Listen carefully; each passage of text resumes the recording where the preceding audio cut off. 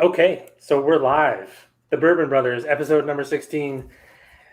Fans of the fighting LSU Tigers and the not so fighting Miami Hurricanes.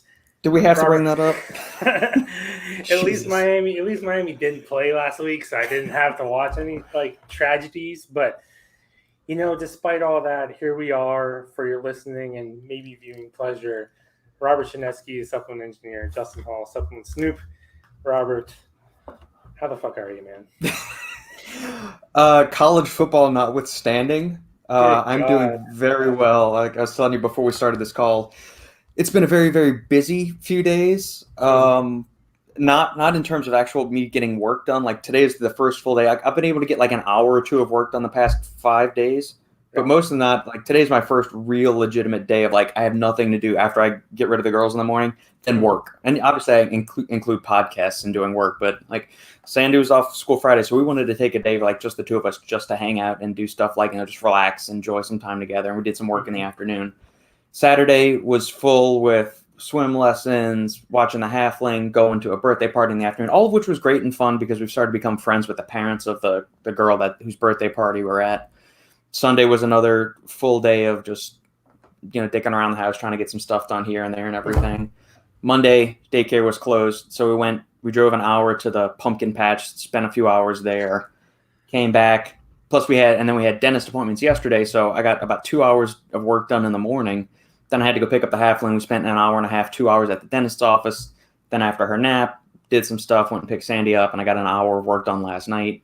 And so today it's like, I finally have the house to myself. I can get work done finally. There's something you just brought up because you brought up the pumpkin patch. So as now having a child and the family and everything like that, there's a conversation I was having. So I told you it was like last weekend we went out of town, visited my buddy and his family and his kids. Yeah. And I was making fun of him. He's actually making fun of himself too, because so for the second time they go to this apple orchard, right? Mm-hmm. And they pick apples.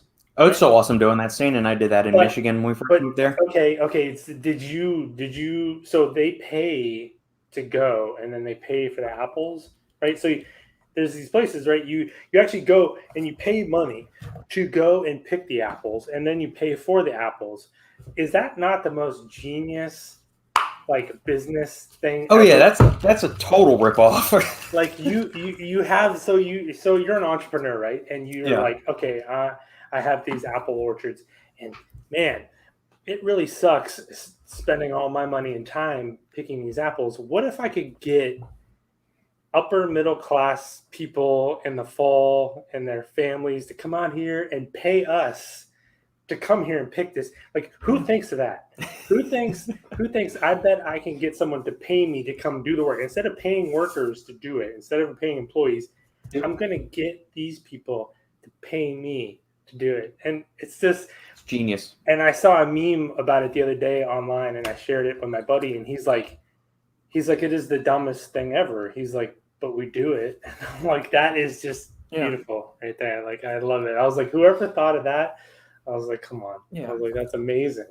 But yeah, see, that's where they get you. Like, there are some places that are ripoffs like that. Like, just to even go onto the property, they charge you a fee. Then you go pick the apples, and then they charge you, like you said, for the apples. Fortunately, the places we went, like the pumpkin patch we went to, walking on premises is free. If you want to buy a pumpkin, then they charge you a certain amount of fee. And same thing when it was just Sandy and I in Michigan back in 2015 when we went and picked apples. You have free access to the orchard now. If you want to go buy a cup of coffee on there, you obviously have to pay for the coffee. But just to walk around, you don't pay anything until you actually purchase something, or you buy the sack to haul all the apples. And so what we did, we bought the bag, but we also had coats on because it was cold. So we stuffed apples in the coats and all this other shit. So once we filled up the bag, we had 15 extra apples in our clothing. See, now the reason why I brought it up is because I was like, I just don't think you would do that. Like, I feel like you would figure out a way around that. I'm just telling my buddy, and I'm like, what the fuck is wrong with you? Like, no, but hey, if I filled up that bag and they're only going to charge $5 for that bag, shit, I'm going to get as much apples. I mean, it's either they're going to go bad or I'm just going to pick them. And so we ate all of them, and they were delicious. So you look at it as like, okay, it's basically the parents are paying to take their children, Yeah. right? And it's fun for the kids. Mm-hmm. So they're basically paying for entertainment and to wear their children out. So it's brilliant, man. Just take advantage of people with kids. Yes, it is. That's that's that's it, man. So anyway, just as you were saying the pumpkin patch thing, because also near his house there was a pumpkin patch like sort of place, and the amount of traffic in and out of this place was like absurd. Yeah, So buddy. anyway, I thought I just, as soon as you said that, it reminded me of it. I was busting his balls so hard, and he's just like, dude, I don't know. He's like, I know it's stupid. He's like, but we just whatever. Yeah. They have some really weird looking pumpkins, by the way. Like some of these things look like they have like warts and barnacles growing on the side of them. Some really, really freakish looking pumpkins. Speaking of pumpkins, so we were talking about horror movies last week, right? Mm-hmm. I just noticed. So we have Peacock Television. Yeah.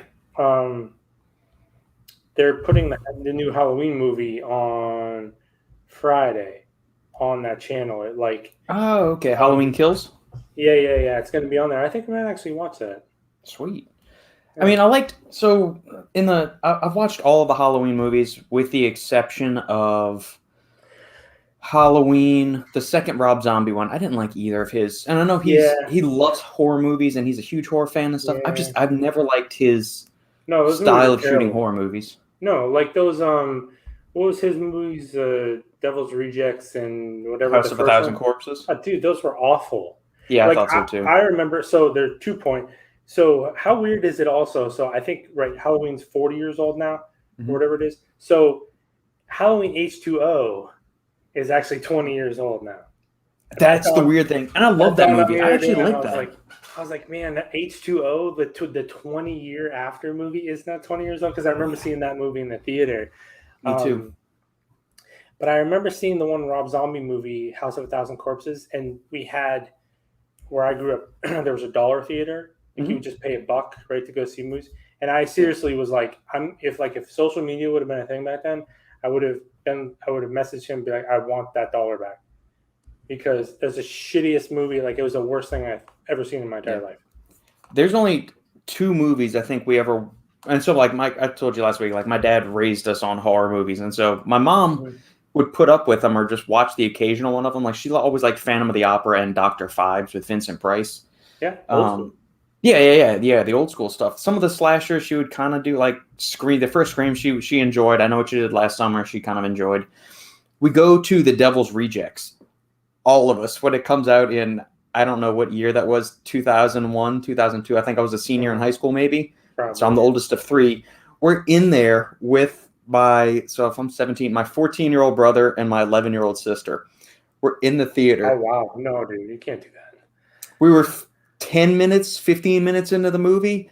We all 5 of us got up and left. Like that only on 2 occasions did we actually start a movie at the theater, get up and walk out, and that was and The Devil's Rejects was one of them.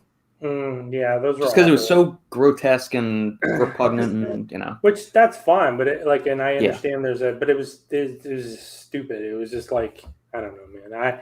I didn't see what the whole entire point of it was. I didn't. It was kind of weird. And the first movie, like the House of a Thousand Corpses, there were some good elements in it, but it's like rewatching the movie, because somebody last year, like every time we get into this Halloween discussion, Sandy and I were doing a live, and somebody said, hey, go watch House of a Thousand Corpses. It's great. And so I thought, all right, I didn't like it when I first saw it. Let me go back. It's been at least 10 or 15 years since I saw it. Maybe I'll have a better appreciation for it now. Nope. Didn't. It looks like Rob Zombie is like this kid that figured out how to work iMovie or like GarageBand on his laptop, and he made a movie, because all it is, it's you see some people acting, and then there's this weird like filter scene transition kind of thing, and then you see another 5 or 10, and then it's like he figured out how to use a computer or like photo editing or video editing software for the first time. I don't need like a heavy plot or anything like that, but it just was. I'm just watching it, and I'm like, what the fuck is this? Like, I don't know. And speaking of Scream, do you see there's another one coming? I did. I saw the trailer for it last night, because I had heard. I didn't actually watch a trailer yet. I just saw the advertisement for it. Yeah, I mean, it looks good enough. I've enjoyed, and like the streams have gotten a little bit more ridiculous and kind of poke fun at themselves as they've gone through the franchise, which you would expect. But I mean, I've enjoyed it. They keep the core 3 of them alive. As long like you get some good jump scares in there. you keep Sydney, Dewey, and Gale alive, I'm a happy man. That's all. I like the Scream movies. The original one was amazing. I remember we saw that one many times when we were in high school. We went to see that movie probably like 10 different times because it was fun because like a group of us went to see it, just like 3 of us. And then we kept like taking other people to go see it, and you would see them sort of go through the whole process of the movie. So it was like fun for us to like watch other people watch it. It was kind of like when like when the first Saw movie came out, and we saw it, and there's like that big like reveal at the end and whatever. So we kept going back and watching it with like different people, and it was just fun to watch. So people, like have reactions to it. So yeah, man, those are classics. Jojo, I don't like pumpkin patches that say only donations and then have a certain amount of donation expected for certain sizes of pumpkins. I've never seen that. Like all the ones here, it's either priced by the pound or they say this lot of pumpkins is $10 per pumpkin. This one is like $5, and little cute like halfling baby pumpkins are like $1.50 or $2 a piece. I've never seen the donations one, man. It must be nice in Florida. Just give what you want. Yeah, I haven't been to a pumpkin patch since I was like 6, so I don't know what they're like anymore. Yeah, I never went when we were kids. We would always just buy a pumpkin from the grocery store and just carve it at home. This is the first time I've ever actually been to a pumpkin patch as an adult. We had really cool ones, because where I grew up was very like the fall weather was awesome. It was very fall, very the leaves and everything like that. So there was a lot of really cool like places like that. That was a lot of heavy business because you would have the summertime businesses there, but the summertime businesses wouldn't last that long, right? So they would do something for all the different seasons basically because you had all 4 seasons. There, pretty strong. So it was always a big deal there. Corn mazes and haunted houses and all that stuff were huge up there. So very cool. Yeah, I've always wanted to do. That's one thing I've never done is like one of those really badass haunted houses kind of things, so like the murder houses that you walk through. So I know Sandy's never going to go to it with me. She has no desire in getting the bejesus scared out of her, but I'll do it. And then whenever the halfling is alive or old enough to do this, maybe around 10, we're doing it. We're going to do it. She'll have nightmares for the rest of her life. So right. Hey man, just pass it down, right? Yeah, there we go. Let's transition. For everybody tuning in, feel free to post up any questions, guys. We're not just here to talk about horror movies and our both decrepitly insufficient college football teams this season. Well, hey, at least we're going to get new coaches, it looks like. So it very much seems like that. I like but I don't know what the fuck's going on with the team, man. I really don't know if it's coaching ineptitude, the players just quit on him, which I guess is a byproduct of the inept coaching or something, or what. It doesn't. You get blown out 42-21 to Kentucky. That's right. I did see Kentucky.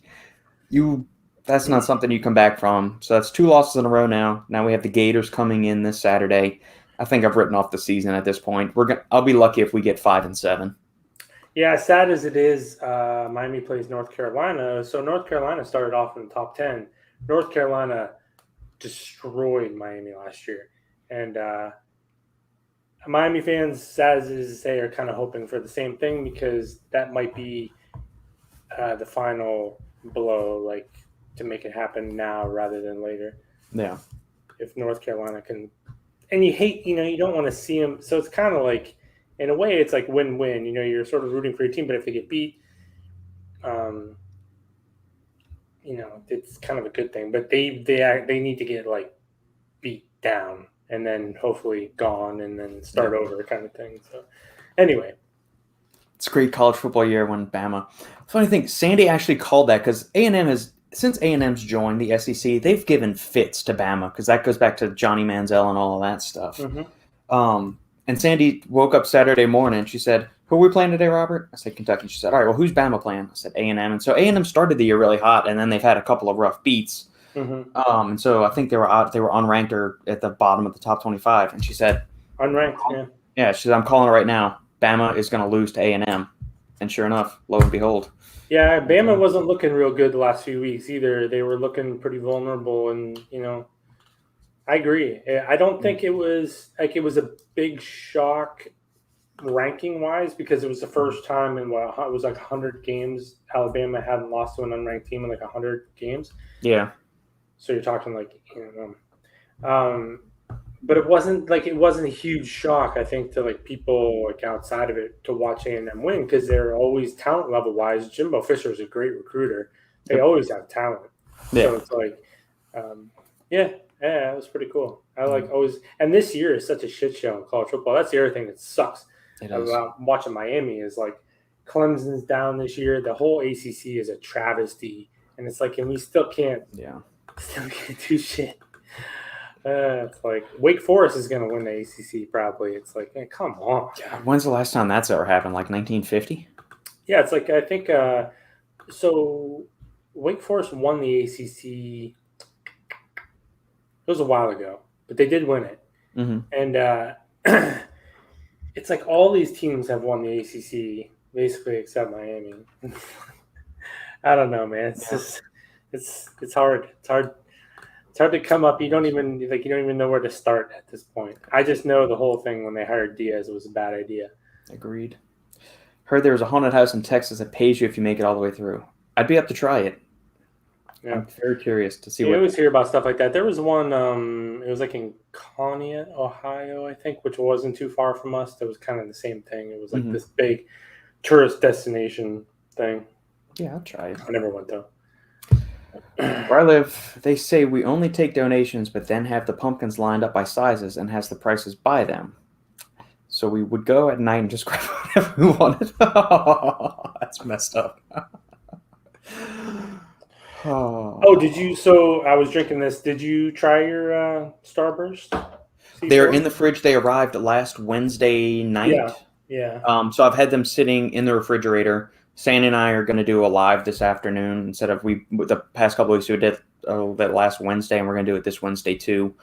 Just because the Thursdays of last week and this week are all kind of just screwed up. So you're going to try them today? Yeah, we're going to try them today, and then I'll cut out the clip and upload that as a separate review to the channel. So I'm excited to try them. I mean, I like the other flavors I've tried at the lineup. So do you have your thoughts on them? Yeah. I mean, I don't want to go too far into it, but they did a really good job. I think you guys will enjoy them probably quite a bit. So, good. Would you rank them above, equal to like America Energy, Bang, all of those kind of things? You know, I literally I've only had a Bang once, and it was like years ago. I won't spend my money on an energy drink that is just caffeine and stuff like that. I just refuse to do it. I just don't want to do it. Right. So, like if they didn't send me these for free, there's no way I would have bought them because there's just nothing in it. So like at least America has some nootropics in there, some benefits to it. Right. So I kind of, in a way, like they're also so different that it's like hard to compare them. Like that makes sense. The America flavors are pretty innovative. Mm-hmm. You know, like these ones, the collab with Starburst is really cool. Like they absolutely nailed it. Yeah. Those are pretty like, it's strawberry, cherry, orange, lemon. Mm-hmm. Nailed it. You have America is, cream soda and then like Rocket Pop. It's all these like, Mountain Dew. It's a little bit more like just elaborate flavor. So it's kind of tough to compare. But I will say that so I've never I have never been an energy drink fan. It's just not my thing. Ghost kind of changed my mind about that. Ghost in America kind of started, and Ghost kind of took it to like another level. Yeah, I have so many energy drinks here right now, and I don't know what I'm going to do with them because I very rarely drink them. So we got the C4 ones, and then Ghost had a deal on Vitamin Shop, a really, really good deal for them. And the Blue Raz Sour Patch Ghost ones are fucking amazing. I love those. Yeah, those are good. So we had 2 cases of those, and then got some America ones that they sent over, which is really cool. And then I had to do it because their marketing and branding is so good. But the Alani Nu, the Witch's Brew one. Yeah, I still haven't seen that in the stores here yet. I had to get it. I ordered it from Sean over at NutriFit. I know he got them in, and they always go really fast. I don't know if he has any left, but yeah, I got a whole case of them. I don't know what I'm gonna do with them because I really just wanted to buy them because they just literally like Alani knew as much as we talk about certain products that they make or whatever that they should be better, stuff like that, but their marketing and branding is just incredible. And like, yes, it's like they do the pastels and the pinks, but it's like their consumers are women, so it makes sense. Right. But these energy drink cans, like the I think it was the Cosmic Energy Dust or whatever one. I saw that. I was like, I don't even care what the flavor is. I have to have that. Like, I have seen that one in the stores. That one looks cool. And then like the there was one I saw the other day. It was like a cherry slush or whatever. But I look at them, and I know that I don't want it because I don't. Well, and one reason too is like I don't like to add more caffeine into my day because I like taking high stim pre-workouts. I like nootropics and stuff like that. So I can't fit energy drinks into the mix because then I'll just go too far, right? So it's nothing against energy drinks. It's just me personally. I take in enough caffeine as it is. Yeah. How badass is that fucking can? Like that's. Yeah. I was like, I saw it. I was like, I have to have this. Yeah, this kind of looks like the little Pokeball thing from Pokemon. Yeah, that's kind of what that looks like. I just saw that. Yeah, but it was like there's those, and they have some new ones, like a cherry slush one I saw, and I was like, damn, like like it's working on me, like the most like anti like energy drink like person in the world, and it just shows you what good marketing does, man. It's like you gotta have it. So the Witch's Brew ones are really good. Yeah. All right, I'm gonna have to look for that one, Cosmic Stardust, and I'll because we haven't tried that one yet either. I don't think it's really good. The Cosmic Stardust one's good. The Witch's Brew one, probably like a case of it, probably too much, because it's really like a unique flavor. It's like a caramel apple flavor. Yeah. Ooh. So I don't know like how much you would drink that. Yeah. You know what I mean? Like how often? Because like the but I guess it's kind of like what you like because the Ghost Blue Raz, like I could drink that every day, but I have the Ghost Gamer, which is superior to the energy drink. So I usually just agreed. But anyway, these energy drinks, man. And then there's like Black Rifle Coffee has some like espresso energy drinks. We bought like a case of those. I don't know why. So anyways, I saw those at the store. Those are relatively new thing. Yeah. Like, have you tried their regular coffee at all? Yeah, it's just, and I don't. So I think we kind of know this too. It's almost like it's much like the supplement space. Coffee people are basically getting the coffee from the same places. You know what I mean? It's like, so there's nothing there. It's good. It's nothing that you would go out of your way for the actual coffee itself, but people just love the brand so much. Yes, yeah, I do. And so it's like, which I think is cool. Like I always buy like the they have the Blue Line coffee, like supporting police officers and stuff like that. Obviously, Kristen being a police officer, like that, they do cool stuff like that, man, and that's why people love them. And they're an interesting case study when you figure about branding and marketing, is they literally tell half the country to fuck off. You know what I mean? And they still absolutely kill it. I didn't know that they have like actual like, and they have some in Texas. They have like stores. They have like little like Starbucks corner stores, basically, or corner, go in and get your coffee from. Yeah. I didn't know that they had those. I didn't either. I mean, I've seen the company, and so last year, it's kind of like a birthday present. My grandma got us like a year's worth of subscription to like some kind of coffee of the month club. And so we get 2 12-ounce bags sent to the house every month. And there's some really good stuff in there. And so we've been trying to figure out, like, our grocery store, they've got like bins of beans, like different beans and stuff you can get from local roasters or from where the big box ones where the HEB itself gets its beans. But I've been wanting to try the Black Rifle stuff. And so they have another subscription service, and it's not that bad. It's like $12, and that includes shipping. It's good. Like, don't get me wrong. It's But it's that they almost have like a first form, making a comparison to supplement companies. It's like the products are what they are, but that Yeah. brand loyalty that they have is just like, I did get that pumpkin spice one. You did? Yeah, because like I went on there and I wanted to grab some of the there was like mocha espresso, not the ones that you showed just a little bit ago, not the camouflage ones, are a little bit different. Yeah. They're like an RTD one. And then when I was on there, of course, I had to pick up like 4 other things because like there's some coffee that we get. I can't remember the brand. The coffee itself is better than Black Rifle, but at the same time, it's not so much so that you just wouldn't drink this stuff. Like everything I've had from Black Rifle, I've liked. Yeah. Yeah, what an amazing brand though they are. Jeez. Yeah, I mean the price isn't bad. $12.50 for 2 bags, delivered to your house, including shipping. I mean, I'll take that. Good. Yeah, absolutely. I'll take that. And, I like.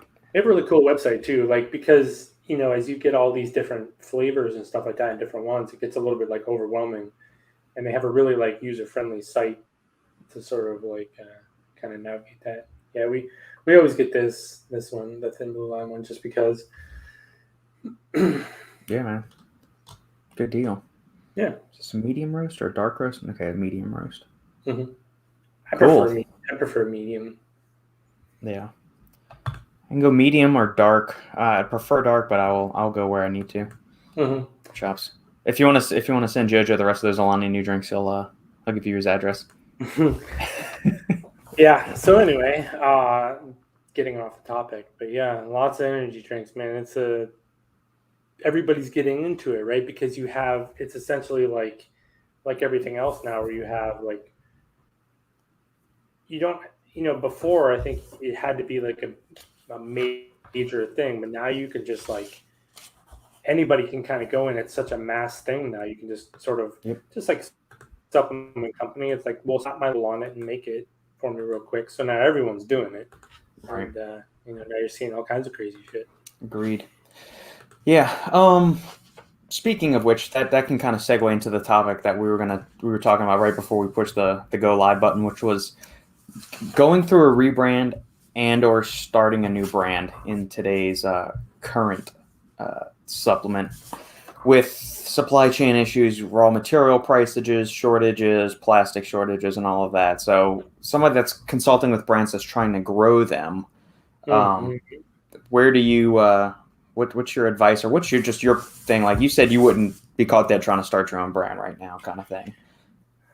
Yeah, well, and the reason why I personally wouldn't do it is because I know what it takes to do it, and I don't have like that extra time. Yeah. So it's kind of interesting because in a lot of ways there is a lot of reasons not to start a brand, but in some ways there could be never a better time to start a brand, provided you're prepared. And that's always what it comes down to. If you're unprepared and you go into this space now, you're done. You're not going to last. It'll be a side project. It'll be something on the side for forever. Yeah. Because there's so many things when it comes to extra costs and extra time. So the two things that most brands get started lack are enough capital, right? And enough time to sort of get their thing on the ground. And that is the two things that are being constricted the most right now, is things are costing more than they used to. So take a small brand that maybe they just made their first run with some absurdly overpriced pre-workout that they thought everybody was going to love, and they sort of had to limp their way through it. And now you got to make a second order, and it costs 50% more than it cost the first time. Yep. And now you still maybe haven't sold your whole last thing. So now your cash flow is already fucked up just by your second run. And then what's going to happen? And then now your lead time, you've had to wait so long to restock because you didn't have the money. So now your lead time is doubled or tripled at this point. It's like, so then what? So, but at the same time, there's going to be so many brands that fall off that if you come into this prepared, you're actually kind of at an advantage. And this is if you can navigate these upfront sort of things to deal with now, you're going to be like, by next year, you'll be better off. It's going to take some time, but it's kind of like what we talk about doing a lot of work on Amazon is Amazon has always been such a shit show with black hat tactics and all this other stuff. And while that stuff does still go on, it's not as prevalent as it used to be. Amazon's cracking down on a lot of things. So it's actually a really good thing. Like a lot of brands that say have high integrity, they go, well, I don't want to go on Amazon because Amazon's all like underdose garbage and it's all fake and all this other stuff. Right. Well, that maybe used to be the case, or a lot of that was sort of going on. We both know Rob from Genius, though. He proved that that's total bullshit anyway. Yeah. But like, there's going to be a lot of things that die off, which is going to open the door for people that are doing things the right way, that have better strategies rather than just, I'll just pay for reviews and stuff like that. Because that's what everybody would do, is they would just pay people to review. You could get your friends to do it. They can't do that stuff anymore. Yeah. So people that come in prepared in this space are going to be at a big advantage. But if you're just sitting there going with no plan, saying, I think it'd be cool to make a pre-workout, and then hopefully it blows up, it's going to be trouble. It's going to be a lot of trouble, especially if you don't have any connections or any any people to help you, not to sell what we do all the time, but it's like, those are the hurdles that if you don't know, you don't know, and you're going to find out the hard way, and probably not going to have enough time or money to get through it right now, the way things are going. Yeah. Do you have any idea what percentage Amazon takes from people selling products? So like typically if you made a pre-workout and it cost $9, your cost of goods, including the label bottle, it was $9. The distributor would mark it up to $18, and then it would go in the retailers for somewhere around like $36 to $40. So there's like a 4x multiplier basically on what you're doing as a brand and what your sell price would be, to where you're really not making all of that much if you're a brand. If you go to direct to consumer now, you make the product for $9, you cut out the middleman at the distributor, and you just sell it directly on your site for $40. I mean, shit, that's $30 profit you got going right there. But what's it like for Amazon? So Amazon, say there is some differences. There's an Amazon in your seller's account. There's an Amazon calculator. You can kind of go into this before you actually start selling products, which you definitely should do. Mm-hmm. Amazon has a certain fee it takes, and it's usually pretty big. Like say they might, if your product is $40 or whatever, and they take $9 from it, right? Mm-hmm. But then consider at the same time the way shipping costs have gone up, fulfillment. And then not only that, but returns and like customer service issues are not your issues. Amazon handles all that stuff. Okay. So the direct to consumer route, it's why it really depends on the type of person. Like, you know how it goes, like when you start off like a supplement company and you're like, you have to do everything. You are the customer service department, you're the marketing department, you're the fulfillment, shipping department, and all that other stuff. Mm-hmm. And as those prices have gone up and gotten more difficult, and now also, Amazon has Prime, which that's what people expect. Yeah. So can you fulfill their orders in 2 days? So all this other stuff kind of plays in. So what kind of person are you? What kind of an entrepreneur are you? Are you the type of person that you want to do that stuff and you don't mind, you're really good at it? Maybe you have some good like negotiating skills with getting certain shipping rates. Mm-hmm. Are you able to do that? Because if you are, then maybe the direct to consumer route is the best route, because the thing about direct to consumer that's much better than Amazon is all the customer data that you get from, say, your Shopify site. When someone buys your product from Amazon, that's not your customer, that's Amazon's customer, mm-hmm. right? You don't know that person, whereas you know them if they buy from your site. So it's a huge advantage, obviously, for direct to consumer. But, we're doing things when people start brands that you suck at, and you're getting buried. So then you're never, you never really get that time to like focus on anything else, because you're just constantly putting out fires all day long. Whereas Amazon has it down pat. so much that they're basically handling it now. It costs you for sure a big chunk. Yeah. So it's like you just kind of have to weigh your, the pros and cons of that. Is like, what is it worth it to you to have that sort of freed up, stuff? But then, Amazon has other things, that shit shows that go on there, that products getting delisted, competitors hacking your sites, and Amazon has bots where they just scan everything and they'll just take your product down, and it could be a total mistake, but by the time that they get it corrected, you've already lost sales. So correct. It is it's like I said, I don't have the mental bandwidth and physical bandwidth at this point to start another brand. Like, we have projects where we've done brands and things like that, and done certain things, but to start like a really legitimate sports nutrition brand right now, for me, would just be way too much on my plate.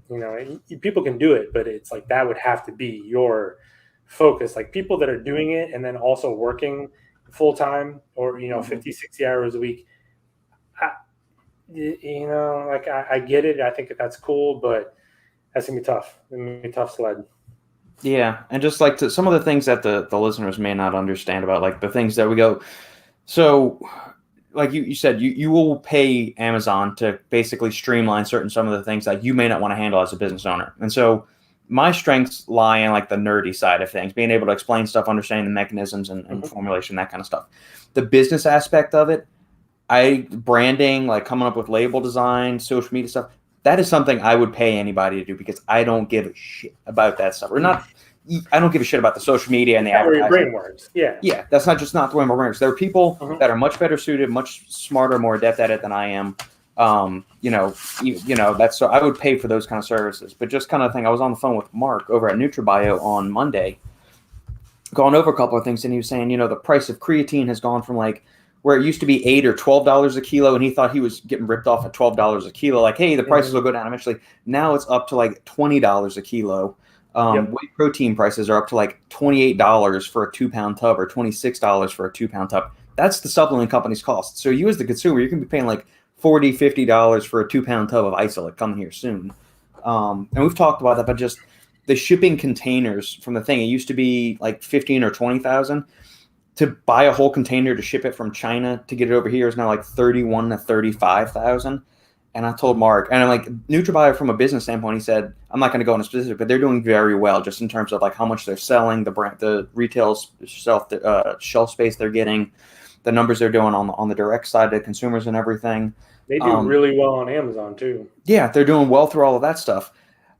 As well as they're doing, Mark's still saying like, these costs are freaking ridiculous. And like, there's their own issues. Like, they're doing some warehouse space, manufacturing, and things of that nature.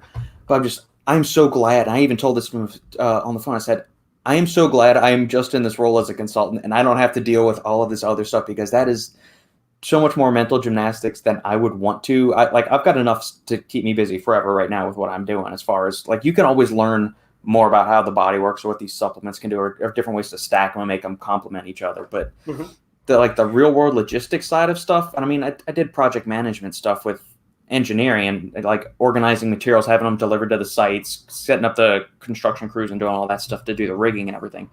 I can do that stuff, but from like the brand side, I don't want to have to deal with any of that. Like the supplement space, I like purely just being a nerd as far as like ingredients and mechanisms and stuff, and not having to deal with as much logistics and manufacturing snafus. Well, and like what you were just talking about too, it's also another thing. Say the company you're working for has a few hundred employees, maybe it has more. I think when I was at GE, we had a couple thousand, and that was just our division. Obviously, GE as a whole has fucking tons, but supplement companies don't have that many employees. Like, these are small companies, and every little thing hits them harder, and each person that has to take on more responsibility is more stressful on them than some. But kind of that point, like what we were talking about, is there's like a hybrid approach, and NutriBio does, like I said, NutriBio does very well on Amazon. They definitely, I don't know who like handles their Amazon stuff, but they do good there. They have a nice like diversified sort of thing going on, which Mm-hmm. makes sense. They've been in business for a long time, so it's like if you're a new brand coming in, realizing that that's who you're competing against. Which it's not that you can't carve out a niche for that, but also at the same time, like we talk about this philosophical point all the time. Your competition is now going to be Mark Glazier and Doug Miller and Mark Lobliner and stuff like that. This is war to them. This is their lives. So you're going to come in with your part-time side project and expect to pull market share from these guys and Aaron Singerman and stuff like that. They're trying to conquer the world. It's like it's tough. It's not that you can't do it or you can't carve out something, but I think a lot of people go into this space with their expectations too low. They go, well, I just want to, make enough money to say quit my full-time job or something like that. And it's just usually are probably going to come in under your expectations. So if you set the bar that low, you're probably still going to come underneath of it. So it's just a tough time. It's a tough time for everybody because there's so many and we've talked about this on there several times. I was cautioning people a couple of years ago, small brands that were talking about whey protein being like their second or third, product. Now I'm not telling you not to do it. I'm saying I wouldn't do it because, and this is even without COVID happening. This was coming. Like you could see this coming. Like I said, once you start to see these big players in the food industry coming into it's like they're ordering quantities of stuff that the sports nutrition brands can't even wrap their heads around. So it's like, and the rest of this year is going to be really difficult. So I don't know, man. I'm with you. I just don't. I'm good. I'm good without all that, all those headaches. Although then again, the brands that we help out, now we take on everybody's sort of issues. Yeah, exactly. But yeah, the whole like what you're talking about, it's worth it to us to free up our time, right? And let somebody else, and that kind of plays into it too. Is like rather than paying an Amazon share, people throw a ton of money at Facebook ads, which are also getting insanely expensive. So it's like, where are you dispersing your money? Where's your best route to having that extra time to continue to grow your company? So there's not a one answer to it, but it's like, okay, how do we, and that's kind of where we come in is like, where are you at? Where are you trying to go? What's your skills? Let's build that path out for you. Yeah. Since you brought up the topic, I got a question for you because the Supplement Snoop private group is through Facebook, and Facebook's been in the news yet again. They've got a couple of whistleblowers that have come forward. This isn't the first time Facebook's been hauled in front of Congress for a congressional panel or anything like that. Right. I don't know all of the intimate details of the previous cases or even this one that's going on, but as somebody that's on the platform, do you have any concerns about litigation that might pull down Facebook and make it? Would you want to shift the group to some other entity or some other platform or anything like that? No, I don't really think about it too much because, I think that's what we've always wanted to do when we build out things is build things that can withstand. Because it's one thing to capitalize on a trend, and that's fine. But realize if you're capitalizing on trends, you're going to have to think of an exit sort of strategy, sort of here and there. Like, basically, when we decided to do the Facebook thing, because it was super easy, very hands off. Facebook takes care of everything, and Facebook's future, whatever its future ultimately looks like, we know Facebook's going to be around in some capacity. It's at a really strange point where it's like, how much is too much? But then, I mean, you think about the amount of power that Facebook has, Facebook and Amazon and stuff like that. So even if people want to like push back against them, what are they going to ultimately do? Yeah. Is Facebook just going to roll over and say, "Oh, you got us. Like, we'll just shut down our entire So it's just going to be kind of a thing that goes back and forth for a long time. But we talked about it. It's like, well, where would we go if something ultimate, or if Facebook starts to do certain things that we don't agree with, that don't fit, what we do. So it's a good question. It's just, it's one of those things that it feels to me like so much in the news and stuff like that is there's so much noise, but not any substance that comes out of it. So we kind of are in like a wait and see approach. It's like when something actually happens, and I think like that's kind of entrepreneurship or like the area you work in. Anytime you sort of work for yourself, you're wired to you try to foresee problems, but then you're just wired to overcome whatever sort of comes at you because it's just Right. what you do all day long. So it's like any other respect, it's like if something comes along, something bad, we'll figure it out, kind of thing. It's like Yeah. I'll let other people sort of lose their minds about it. And it gives people good talking points, but at the end of the day, it's like my money's on places like Facebook and Amazon to be around for a very long time. Yeah, I would agree. If anything, I would like to see them at least get some kind of gut check for all of the information censoring that they did and all the fact checking that happened, which wasn't really because it didn't agree with a certain ideology or point of view. So yeah, on a personal standpoint, I agree. It's like there's the business side and there's the personal side. It's like correct. If I'm going to hitch my wagon to someone, it's going to be Amazon, it's going to be Facebook, it's going to be these players that are going to be around. But at the same time, on a personal side, it's like yeah, fucking skeezy. It's like a necessary evil sometimes, and it kind of sucks. Agreed. Jojo, as for pump and pre, I'm planning on taking it pre-judging. He's got a natural bodybuilding show coming up. Do you think he should use that the day of the show to look more swole-fied? I don't know enough about contest prep to make a. I mean, I know what it's on paper. It's like, well, but I don't know enough about the timing and like how things would play out in your body and when you want to be perfectly stage ready. So I'm not a coach. I don't really know. Yeah. I would echo everything Justin just said. To that, I would add if you have not been taking a pre or pump supplement this entire time, I don't think it's a good idea to rock the boat the day of the prep. I mean, if you've been doing everything and it hasn't messed up your stuff, then keep doing what you've been doing. It's worked thus far. Don't make any radical altercations one way or the other. So if you've been using the supplements this time and it hasn't affected your weight loss or your levels of leanness and dryness, don't pull it now. On the flip side, if you haven't been taking it, then don't take a bunch of shit the day of the show, right before prejudging either. So wise words. Yeah.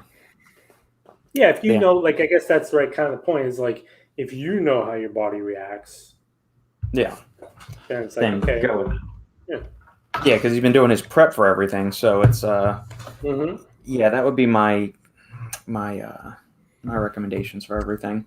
So on another note, are we doing what are you leaving like next Monday to drive to fucking New Jersey or what? I'm leaving next Wednesday. Okay, I was gonna ask you, are we gonna do a podcast next week or you want to do it earlier? We might need to do it Tuesday, or we just do it when I hole up in whatever hotel Wednesday night and we do a live stream then. Yeah, we could. Right? I can't. You know who I'm really looking forward to meeting, and I don't think he's listening to it right now, but if he does listen to this, I'm looking forward to meeting Sean from Subtalk. Yeah, he usually catches us on the replay. I think he actually does some real work during the day, and so Sean has messaged me, and maybe it's his old age. He's a little bit older than me, but he's messaged me like 47 times about what my agenda is next week. I told him, and so I just need to meet him now because I'm like, I'm not going to tell you because for me too, it's like there's so much like crazy shit sort of happening, like big projects that we have like this week. I haven't even like really thought. I don't know what time our flight is. I don't know what time we have to be at the airport. I'll figure it out like next Thursday night when we have to leave. So I don't know what hotel we're staying at. I know we have one, but is Kristen going with you or is it just you? I don't know if she have to work. Oh no, she's definitely going. Okay, cool. Yeah, be good. I haven't seen you in 2 years. I haven't seen you in person in 2 years, I guess, and it'll be my first time meeting her, so that'll be good. Yeah, so two things there. So Kristen started selling her supplement snacks and stuff to her creations. Mm-hmm. Man, people bought a fuck ton of the Apollon protein bars that she makes. Yeah. And they are badass. She's definitely going to bring some. And yeah, she actually had to she had to have TNS open. Their TNS is closed on Sundays, and she's like, Mhm. "Can you guys open the store so I can pick up 2 tubs of protein from a phone?" Because she ran out of it because so many people ordered it. So super popular. So she'll definitely be there. And then that's what I was thinking about that too. I was like, that's 2 years ago. So Time it's two flies, years man. ago where it was you were there, Eddie was there, Pete was there. Yeah. Alan Um, Heroic Muscle was there. yeah, Um, a yeah, bunch of yeah, people. good time. But I was like, damn, I haven't seen Robbie or Rob or anybody. It's 2 years. I know. It's kind of a bummer. Is apparently Supply Side West is that same week or Same like the week. week after. And Gerhard sent me a message yesterday. He said, "Hey, you going to Mhm. Supply Side West?" I said, "No, Yeah, it's not in the yeah, cards this year." I said, "If I wasn't driving back and the airlines were working normally and there wasn't all these things that you had to do to comply," I said I would probably hop a jet from there to just Vegas and make a whole week of it, or I'd stop in Austin and pick up Sandy or have her meet me out there. But I said next year, Supply Side West is definitely on the agenda. yeah. Because I said last year, I said I got to go to Supply Side West. Uh, but I remember I told Robbie. Robbie told us about this event a long time ago. I Oh was like, yeah, dude, of yeah, course. I was like, we'll definitely be there. And then yep. I Supply Side, and then Natural Body Inc. Block Party is the same damn day, and I'm like, That's going to be how far is New York from Jersey, or I guess the location of the I couple don't. hours? Yeah, because we went from last year or 2 years ago we went from Natural Body Inc. the block party, and then the next day Yeah. we drove to NutriBio for Okay. the manufacturing tour and Yeah. their big thing. It wasn't that far. It was like an hour and a half, Okay. but then depending on traffic, because but Right. it's not very far. But yeah, we hit both 2 years ago, the last time there was a block party. We hit it up, and block party was going to be cool. It's not really a great event for me to go to be honest, because Hmm. it's more for if you have a booth, if you're a brand, and then you get to meet the customers, because there's like a big long line and people. It's a small space, Yeah. and people just kind of snake through and they meet all the vendors or whatever, and then it's like I'm kind of sitting there like, what am I doing? Yeah. Like, there's so many people. Like, it was so packed that I remember I was just kind of standing there hanging out with like the team at Core, Hmm. just standing there basically for like a couple hours. And I was like, all right, because you can't really, like, once you're in one spot, you can't like walk through the other way. So, Right. but it is a good time. It's really cool. So there, and then because there was also the Nutrition Corners was going to do their Nut Bash, which is a big deal. It was the same weekend. I think that they canceled that though. I think that they decided to go with a different day. Hmm. Wonder if they're down in Virginia, aren't they? North Yeah. Carolina, Virginia. Well, it was always in Virginia because that's where Core used to be, and Yeah. then now Core is in North Carolina. Okay. But so I don't know if that played into it, but it's usually in Virginia, from what I Gotcha. remember. Okay. So yeah, all kinds of stuff coming up. But we'll be at the Apollon event. A lot of people there. Jeff Long will be there. That'll be fun. It will. It'll be a good time. I've never met Jeff. I think I talked to him once or twice through Messenger, but that was about it. Yeah, Jeff's a good dude. I met him. I told you about that. I met him Mhm. at Yeah, in the airport. run into him in fucking Cancun airport. Good stuff. Last thing before we head out, and the last call for comments, questions, anybody that's tuning in live right now. Walked through Total Wine last week when I texted you about it. So I said they were completely out of Weller just to see if they had it. Mm-hmm. So I walked in, and they always have somebody there that's handing out little tastes of whatever. And so the guy pulled me over and says, "Hey, do you like bourbon?" I said, "Yes," because half the time it's like wines or hard seltzers or like vodka. It's fine. I will drink that stuff, but I'm not usually gonna even bother to buy it. So I don't want to waste their time just trying it if I'm not gonna buy it.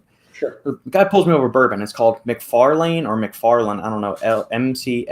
McFarlane. So you can say McFarlane or McFarlane, however you want to say it. Reserve, 90 proof bourbon, aged at least 3 years. he said the guy that used to be the master distiller or the master taster at Makers is involved in this project, McFarland's Reserve. So they're sourcing it from somewhere in Kentucky, but it's kind of like a house brand bourbon of Total Wine. 90 proof, aged at least 3 years, and apparently it's a weeder because he said it's the guy from Makers came in and did all the barrel picks and all of this stuff to make it. Said, okay, so is it a weeder like Makers? And he says yes. So, and it was only $20 for the whole thing, for just a bottle of it, which I've really enjoyed. I've tasted it. I like it better than Makers. What I'm curious to do, and I might do a blind with Sandy today, is to compare Weller's to this McFarland's Reserve because they're both weeders. They're both 90 proof. That one's $20. I mean, Weller's is 25 when I can find it, but like we said, it's not always that easy to find. But that's something. If you have any Total Wines by you can check out McFarland's Reserve and see if you do a head-to-head with Weller's and see if you like it. Yeah, so yesterday, it didn't work out because I was so freaking hungry after we worked out. So it's tough to find stuff around here. Yeah, it's hard to get, but there's a liquor store here, and they have some of the really rare Wellers. They're crazy overpriced. I mean, they're secondary market prices. Naturally.